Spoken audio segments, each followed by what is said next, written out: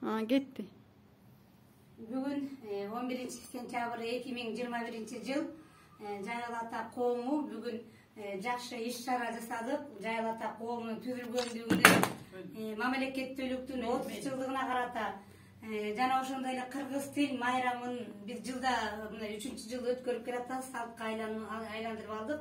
Жайыл ата коому бүгүн ошол кыргыз тили боюнча иш чараны Жайыл ата коому мүчөсү, анан Кара Балта шаарынын мэриясында кыргыз тили боюнча адиси Байбосунова Гүлжан эже уюштуруп, ошонун дебилгеси менен мына Сосновка айылындагы мектептин окуучулары жана ошондой эле Жайыл районундагы музыкалык мектептин окуучулары жана ошондой эле Жайыл айымдары этно фольклордук топтун мүчөлөрүнүн катышуусунда чоң иш чара болуп өттү.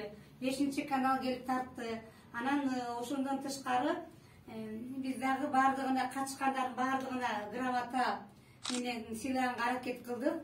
Бүгүн дагы Жайыл айымдары тобу дагы көп жылдан бери Жайыл баатырдын элдигин да казалап, районубуздун атын да казалап, атын алгандан кийин көп иштерди мына Шакен эжебиз жетектеп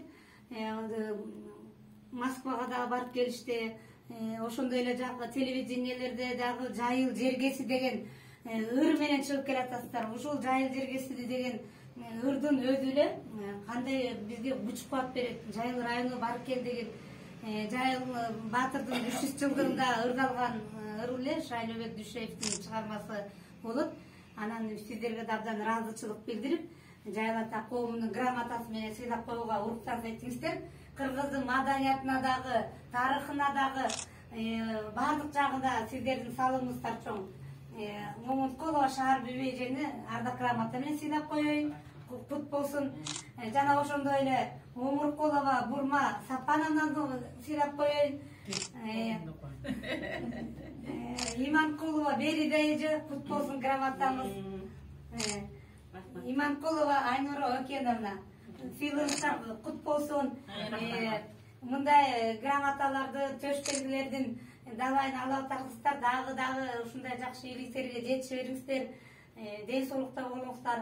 Жайыл районунун, Жайыл баатырдын атын даңазалап келе жатасыздар.